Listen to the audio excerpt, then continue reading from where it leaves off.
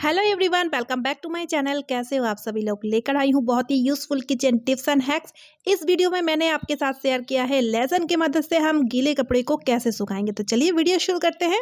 तो दोस्तों, जब कभी भी हमें कोई भी पेपर या डॉक्यूमेंट का जेरोक्स निकालना होता है ना, तो मार्केट जा कर के ईजिली हम इस काम को कर सकते हैं। लेकिन अक्सर कई बार ऐसा होता है कि हमें इमरजेंसी के टाइम उस पेपर का जेरोक्स निकालना है, या तो फिर कोई सा भी इंसिडेंट हो सकता है, जैसे कि कई बार ऐसा होता है कि मार्केट बंद है, तब हम क्या करें। ठीक है, तो इसके लिए बहुत ही बढ़िया सा उपाय लेकर आ चुकी हूँ, जिसके थ्रू आप घर बैठे कोई भी पेपर डॉक्यूमेंट या कोई भी ड्राइंग का जेरोक्स आप निकाल पाएंगे बिना टेंशन। इसके लिए आपको कुछ भी नहीं करना पड़ेगा, सिर्फ आपको चाहिए पेपर। तो यहाँ पर आप देख सकते हैं, बच्चों का कई बार ऐसा प्रोजेक्ट चल रहा है और इमरजेंसी के टाइम हमें जेरोक्स निकालना है, तब मुश्किल बहुत आ जाती है। तो आपको टेंशन लेने की कोई ज़रूरत नहीं है, बहुत ही बढ़िया सा आइडिया लेकर आ चुकी हूँ। जैसे कि आप देख रहे हैं, इस पेपर का जेरोक्स में निकाल करके आपको दिखाऊंगी। तो इसके लिए सबसे पहला काम आपको क्या करना है, लेना है एक खाली पेपर। ठीक है, एक प्लेन पेपर ले लीजिए और ले लीजिए कैंडल, और उस पेपर में कैंडल को कुछ इस तरह से रब कर दीजिए, यानी कि पेपर में कैंडल को बहुत ही अच्छी तरीके से लगा देना है। कैंडल का एक अच्छा सा लेयर लग जाए पेपर में, कुछ इस तरह से। ठीक है, अब देखिए फ्रेंड्स, जिस पेपर का हमें जेरोक्स निकालना है, चाहे वो कोई सा भी पेंटिंग हो या डॉक्यूमेंट जो भी है, आप उसको ले लीजिए और उसको उल्टा करके इस तरह से, यानी कि जहाँ पर हमने कैंडल को अच्छी तरीके से लगाया है ना, ठीक वहाँ पर इस तरह से अच्छी तरीके से इसको सेट कर दीजिए। फिर उसके बाद आपको लेना है कॉइन। कॉइन कोई सा भी आप ले सकते हैं। ठीक है, और कॉइन की मदद से इस तरह से आपको रब करना है हल्के हाथों से। ज़्यादा जोर लगाएंगे ना तो पेपर जो है ना फट जाएगा, ध्यान रखिएगा। और जैसे कि आप देख रहे हैं, इस तरह से कितना इजीली जेरोक्स कॉपी निकल करके आ चुका है। तो अब इमरजेंसी के टाइम टेंशन लेने की कोई ज़रूरत नहीं है। अब घर बैठे बिना टेंशन इस तरह से जेरोक्स कर सकते हैं ना। बढ़िया सा आइडिया। तो चलिए अब देख लेते हैं अगला टिप। और अगला टिप मेरा किचन सिंक को लेकर के है। किचन सिंक हम सभी लोग इस्तेमाल करते हैं, और इसको इस्तेमाल करने के बाद अच्छी तरीके से धुल करके इसको साफ़ कर लेते हैं, ताकि इसमें लगी हुई जितने भी चिकनाई है या जो भी गंदगी है वो अच्छे से धुल करके साफ़ हो जाए। लेकिन गलतियां हम रात के टाइम करते हैं। रात में जब हम खाना पीना कर लेते हैं, उसके बाद सिंक को जब अच्छी तरीके से इस तरह से धुल लेते हैं, बस काम हमारा ख़त्म हो जाता है।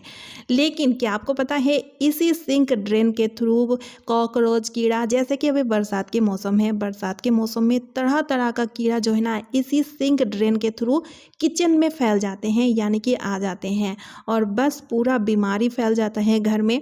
जाने अनजाने में इस गलती को हम करते ही हैं। तो आप एक काम कीजिए, रात के टाइम जब भी आप सिंक को अच्छी तरीके से धुल करके साफ कर ले, उसके बाद इस तरह का कंटेनर हम सभी के पास होता है अक्सर, जिसको हम फेंक दिया करते हैं।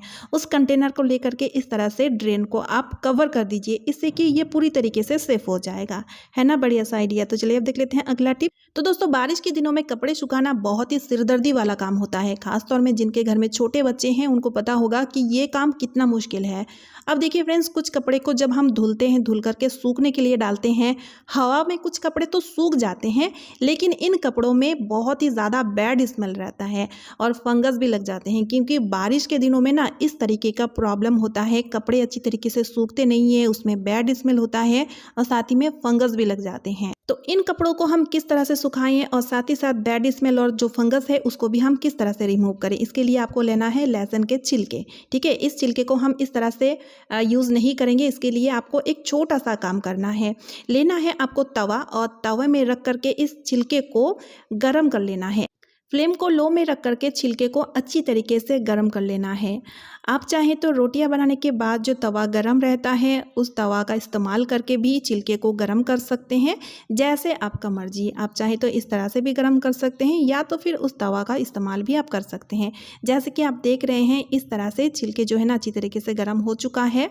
अब एक प्लेट में इस तरह से मैं छिलके को निकाल लूँगी। ठीक है, अब इन गर्म छिलकों की मदद से हम कपड़े को भी सुखाएंगे, साथ ही साथ फंगस और बैड स्मेल को भी दूर करेंगे। जैसे कि हम सभी को पता है, लहसुन में एंटीबायोटिक प्रॉपर्टी होता है, जिस कारण फंगस और बैड स्मेल को दूर करने के लिए ये काफ़ी ज़्यादा मददगार होते हैं, बहुत ही ज़्यादा कारगर होते हैं। ठीक है, तो आपको क्या करना है, इस तरह से कपड़े को फैला देना है, उसके बाद छिलके थोड़ा सा डाल देना है, उसके बाद वापस से कपड़े को इस तरह से फैलाना है, फिर उसके बाद थोड़ा सा छिलके डालना है, यानी कि इस तरह से कपड़े का और छिलके का लेयर सा बना देना है। ठीक है, तो जैसे कि छिलके गर्म हैं, जिस वजह से जो नमी होगा ना कपड़े में वो अच्छी तरीके से ड्राई हो जाएगा और साथ ही में फंगस और बैड स्मेल भी दूर हो जाएगा। इस तरह से एक बार ट्राई ज़रूर कीजिएगा, क्योंकि बारिश के दिनों में कपड़े सुखाने के लिए हम बहुत ही ज़्यादा परेशान रहते हैं और तरह तरह का हैक्स को अपनाते हैं। और इस तरह से इस प्रोसेस को कंप्लीट करने के बाद आपको लास्ट में क्या करना है, इसी तरह से